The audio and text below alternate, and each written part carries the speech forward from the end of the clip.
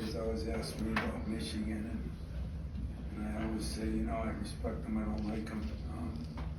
Last year I had my nephew on the other staff, I love to death, and this year I had Tom, and I see why I say I don't like my opponent, because every time I like my opponent, we're in a little bit of trouble.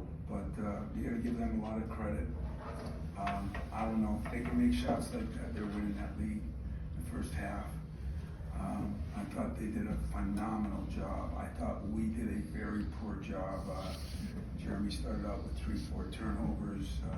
When your head of the snake is that way, then as I always say, when the head dies, the body dies with it. I didn't think we had maybe the same energy. But what we do have is strength by numbers. I don't know how many points off our bench. 37. 37. Yep. It's amazing what we've done off our bench in different ways. I thought we had a lot of guys that delivered in different ways. I thought, Jeremy came back a little bit second half. Jaden made some good plays and gets 12 rebounds. He found a way, 6 assists, 1 turnover. Jace Richardson goes 0 for 1, and he might have got one of the biggest rebounds, one of the biggest blocks, and maybe one of the best assists when he hit Jaden on that one. I thought Trey, was really good in that one stretch, and Saudi has a good point that he makes. To be in the zone, as they call it, players call when you make shots, you get in the zone. But our guys must think the zone comes after one shot. Saudi had to tell them it's usually 3 or 4 in a row you make, then you get in the zone. And because I thought we cast it up a few.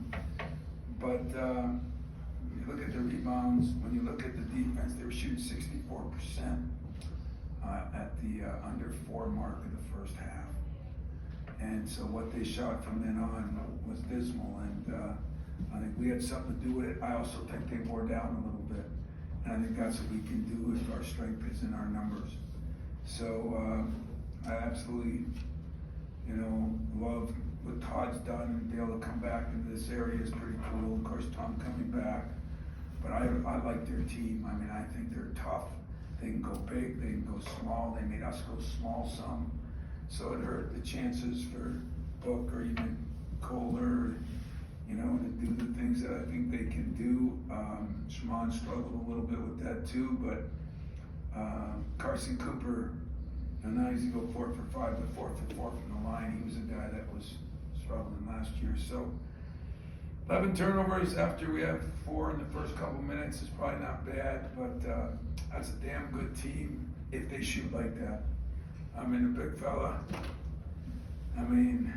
he wasn't Marcus Johnson, he was Magic Johnson there for that early stretch, the shots he made, and then, he missed some as maybe he wore down or we got a little better, but we got to shore up our ball screen stuff.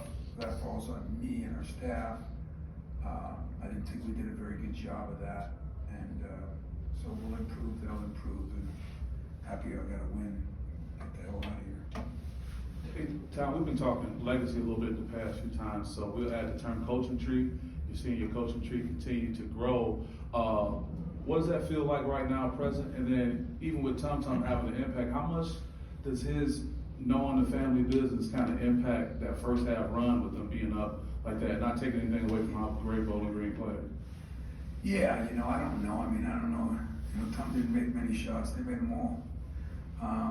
But it is different, It's hard enough to coach against your former assistants, but it's really hard to coach against your former players.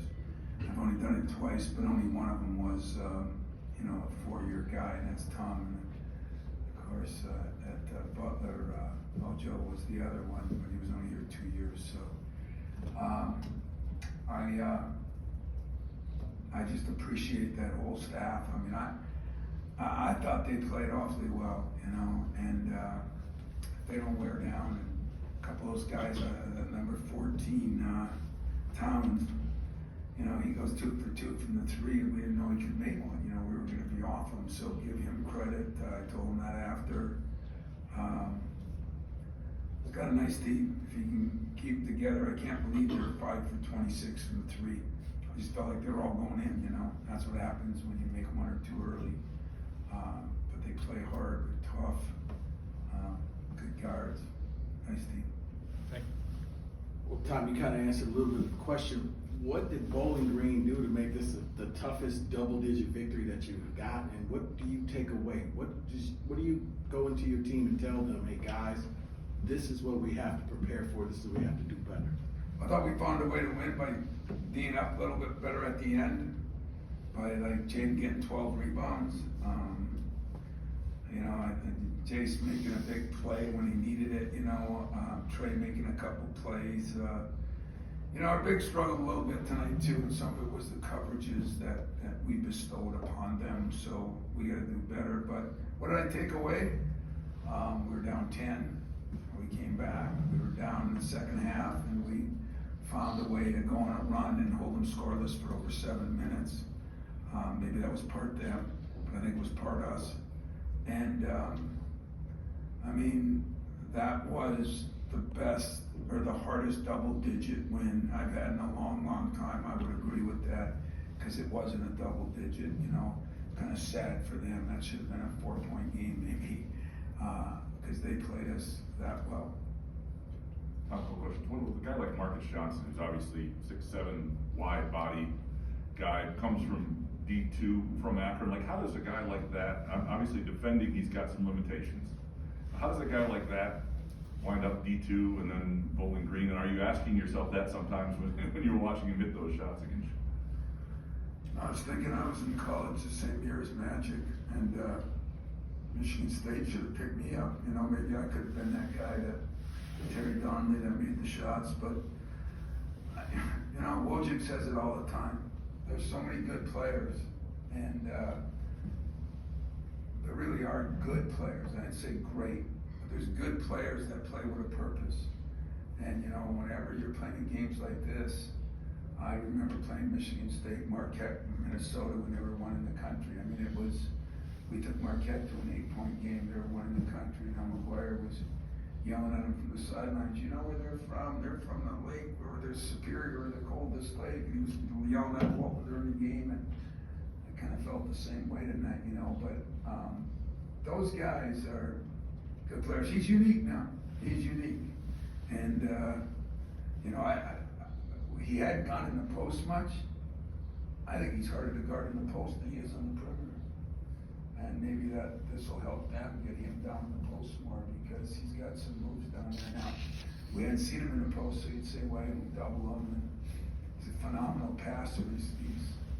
He's like Jokic, you know. I mean, he can really pass the ball, and they're such a good 3-point shooting team. I mean, guys, where we did do a hell of a job, they averaged 12 made threes a game. You know, that's a lot of threes. So you pick your poison, we picked our poison, and it almost got us. But I don't know. I did say myself, why can I find a Division II guy like that? I wanted to ask you more about Carson Cooper, who, you know, probably more meaningful minutes than he has in a little while, and just what you saw from him. You know, I thought, like, during that run late in the first half, defensively, he was really good. Did you see some things you liked from him? Yeah, he's my best defending big man by far, you know. But as you know, over the couple of years, he hasn't shot free throws very well. Not as good offensive players as other guys, but he's starting to get better. He made a little hook shot, and he made a nice move on a baseline. But he's my most cerebral guy. He's my most, he understands it most. He helps the best. You know, but there's times we'll play him. There's times we'll need shooters. We'll play both. There's times we're going to need, you know, right now, until somebody steps up in all categories, we're going to play them by numbers. And thank God we can do that. Tom, over here on the left. I was wondering, we're kind of to that point, the thought that the starting lineup changed when we were with Jackson over Xavier, and then when they're hitting all those shots and then they're putting, you know, taking the game to you guys a little bit early, you're not, you know, not calling any timeouts. Is that just like wanting to see what this team is made of early? I didn't call any timeouts because the shots they were making, I did not think they could keep making them. And then they kept making them for a while. But, you know, I do want to see what this team, how they're going to respond, what they're going to do. And The lineup change, I'm trying to help Book too. I really am. I'm trying to help Book, and he's had a couple really good practices. I told him 3 days ago that I probably would do this. And, now Jackson, as I say, there's reasons you do it too. Some guys are better coming off the bench, some guys aren't. You got to figure that out. I mean, Jackson's been dynamite coming off the bench, and but we've got some other guys that have done it. And Book came in, he hit a 3 right away, and we're just working on how do we get that motor going all the time. And I mean, everybody talks about it, but it is getting better. Practices are getting better. It's a shame that we've all kind of put him in a spot where expectations are maybe too big yet. There is a process to this stuff. We go around the country, and especially now when so many of our guys are playing against so many older guys. And so I don't know the lineup. I mean, it's going to straighten out, but we're 4 games in. What I like is Trey and Jace Richardson. I mean, he's playing 20 minutes a game. He's and he struggled a little bit tonight compared to normal too. For him, a couple mistakes. He was mad at himself, but he's going to be a good player too. So we try to get Kerr in there because trying to get a shooter in there. But we shot it better this week, so I think we'll continue to do that. 7 players in double figures for scoring. Is that balance something you think that can be key for this group going forward? Well, I said we're strength by numbers, and the only, ironically, the only guy that didn't score tonight was Jason. He's averaging like 11, 12 points. Well, the guys that played any minutes, but he didn't get any shots either. But I don't know if we can keep it going, but it sure is nice to know that the different guys, they can score it in different ways, and we got to just keep riding that horse until a couple guys break out, start really making shots, and then we'll go from there. Tom, Marcus looked like Popeye Jones Oh, yeah. for a while there. You remember that game? Yeah. Matt Stegan reminded me a couple games down at Bowling Green when Steve Smith played. Yeah, it seems like history repeats itself, but I thought that was Popeye Jones myself, and Popeye Jones played in the league, so it's a good compliment. When Judd, after the loss, there said, "I'll never play those guys again." Yeah, I feel Did like. he connect with any players before tonight's game? Talk to them face to face that he's spoken to previously? Yeah, we came out of our meeting last night, and they were coming into practice because there was a volleyball game, so they had to come in a little later. And he talked to some of our guys. I mean, but Tom comes up for a football game. He comes up for alumni events. So yeah, he knows all the players, and it is unique. People around here should realize how unique it is that Alan Aganya was here this week. I mean, the beat goes on, which makes me the luckiest coach in America because it happens without me asking. They just come back, and Tom. This will be good for him too. It's good for him to be connected with our people and with me, and who knows what the next couple of years brings for him. But yeah, I enjoyed it. But he sent me a text at 6 this morning. I won't share all of it, but how he didn't like the day as much as he was excited. He didn't like the day because it's hard to go against someone you respect. And I sent it back. I felt the same exact way. But in some ways, we needed to win the game. It would have been great if they would have won it for them. But I think they'll take a lot away from this game that'll help them. I really do. We have to find things that help us. But Jack's right. I mean, they played it and that could have been a 4 or 6 point game. And they deserved it. And so I'm going to breathe a little easier that we got away. But I'm going to give our guys some credit because after that first, 15 minutes then? Shooting 68%, end up shooting 43. And what were they shooting from the 3 then? 50. Oh, it was 50. God. Yeah. So we did a good job on that. Last one. Coach, you talked about, of course, they slowed down offensively in the second half, but you guys held them to 29 points there. What adjustments did you make in the halftime to stop them and slow down guys like Johnson? Yeah, we started getting up on our false rooms a little bit better. We tried to dig in the post a little bit, but boy, once we got it close, we didn't want to give up threes either, you know. So that was a tough decision. But you ask what our players learned from that, but it's also what the coaches learned. You know, I did not think that I did a good enough job figuring out. I never saw him in the post, you know.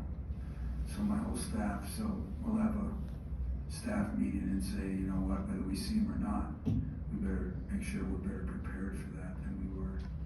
And so that part, you gotta blame the coach, not the players. Anything else? Well, let's go watch our hockey team win a game and, You going over? Huh? You going over? Hell yeah. Yeah. They're up 3-1.